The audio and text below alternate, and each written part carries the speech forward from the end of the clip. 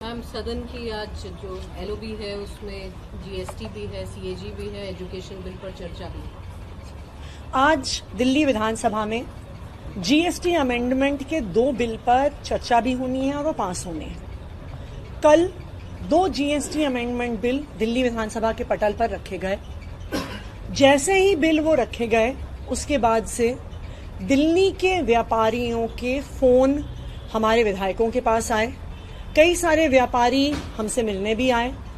इस GST amendment के कई क्लॉज को लेकर व्यापारी बहुत चिंतित हैं। इस बिल में जीएसटी अमेंडमेंट सरकार को यह अधिकार दे देता है कि वो किसी से किसी भी फॉर्मेट में कागज मांग सकती है।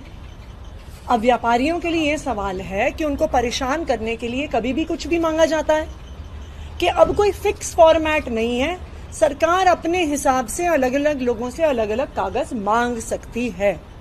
ये व्यापारियों के लिए एक बहुत बड़ा चिंता का विषय है। वो कह रहे हैं कि एक तरफ हमें परेशान किया जा रहा है और दूसरी तरफ सरकार ये योजना बना रही है कि दिल्ली में एसईजेड्स को टैक्स की छूट दी जाएगी।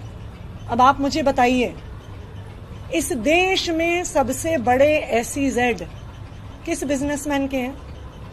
भारतीय जनता पार्टी के खास दोस्तों के हैं। उनको टैक्स की छूट दी जा रही है और बाकी सारे व्यापारियों पर तरह तरह के नियम कानून लाए जा रहे हैं। तो आज दिल्ली विधानसभा में ये जीएसटी का मुद्दा हम पुरजोर तरीके से उठाएंगे और हम ये उम्मीद करते हैं कि भारतीय जनता पार्टी और उनकी मुख्यमंत्री जो फाइनेंस मिनिस्टर भी हैं, दिल्ली के व्यापारी जो सवाल उठा रहे हैं उन सवालों का जवाब देंगी और सवालों से भागेंगी नहीं।